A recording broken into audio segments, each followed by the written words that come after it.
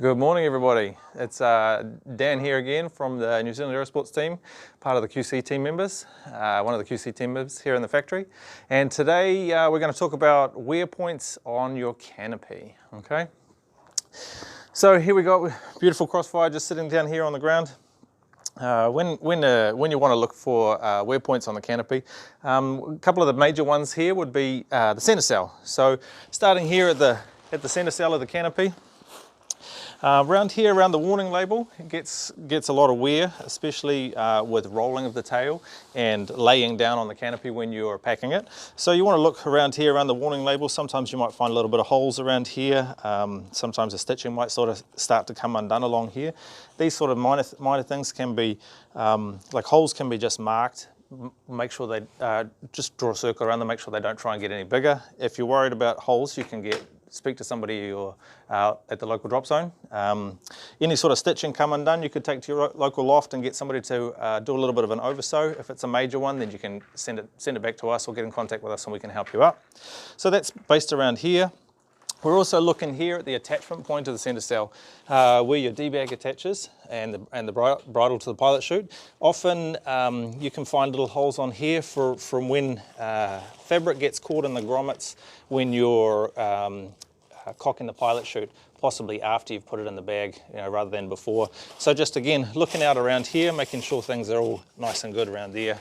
You'll sometimes see stains across the center cell here from bit of body oil, sweat, a hot day, you've just done 20 jumps at Summerfest and you've laid down on your canopy and it's a little bit greasy. So just think about that, have a look at there, make sure that the stitching here isn't sort of coming undone.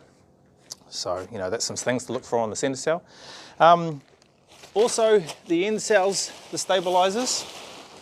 So after a jump, you're wandering back in, it's kind of one of those points that, you get a little bit talking to your friends, how cool the jump was, and you don't realize you're dragging. Sometimes it's the end cells that are dragging, so checking out the end cells and making sure that, again, not too many holes. Sometimes you might see a little bit of wear back here, just from opening. You also want to look around the stabilizer stops here. From where the stabilizer comes up, you can check your lines in here and around here, make sure that nothing's sort of coming undone. Again, if you have any questions, feel free to ask a local rigger or somebody on the drop zone, or again, you can reach out to us and we can answer some of those. So moving along, checking out your lines. So again, I guess while we're here on the stabilizers, checking the lines here at the attachment point where they attach to the canopy. So when the slider grommets sit up here, they can wear a little bit as the canopy's opening. So check in here for wear marks in here. This one's pretty good. Checking the outside of the lines, because as the canopy's opening and the slider comes down, they take a lot of wear as the slider's traveling up and down them. Down at this end here, looking at the connector link ends or the riser ends inside the loops, seeing how they're doing, seeing if there's no wear coming on just from jumping, wearing backwards and forwards like this. Sometimes they start to show wear in there. Again, any questions, ask somebody locally or you can send us some pictures. Your brake lines are also included in the line group.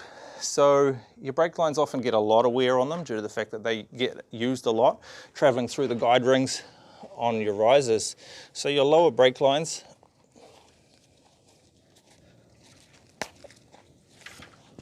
start from the toggle and they go up to the cascades. So with these traveling up and down with high, all your turning and stuff like that, flaring, they can travel through this guide ring and they get a little bit of wear. They can start to get fluffy. They can also get to a point where they might need to be replaced. And you can replace your brake lines independent of the rest of the line set. So if you need to, if you think they're getting a little bit wear, or, a little bit too much wear, you can get in contact with us and we can organise to send some out, or you can just jump on the website and grab some from there. It's also a good thing when you get a new line set just to take note of how many, like when you start jumping it, how many jumps you've got, so that you can keep a track of roughly how many jumps you put on the line set. Slider. Checking the slider too. Checking your slider grommets.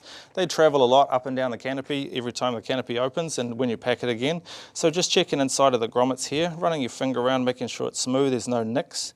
If you're using hard links and your bumpers have moved, sometimes they can get dents on here, which can cause issues on your lines and they can damage your lines.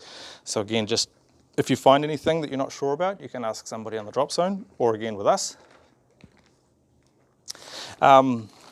Yeah, and then you can look at the collapse cords too, make sure the openings on the sliders here are looking good.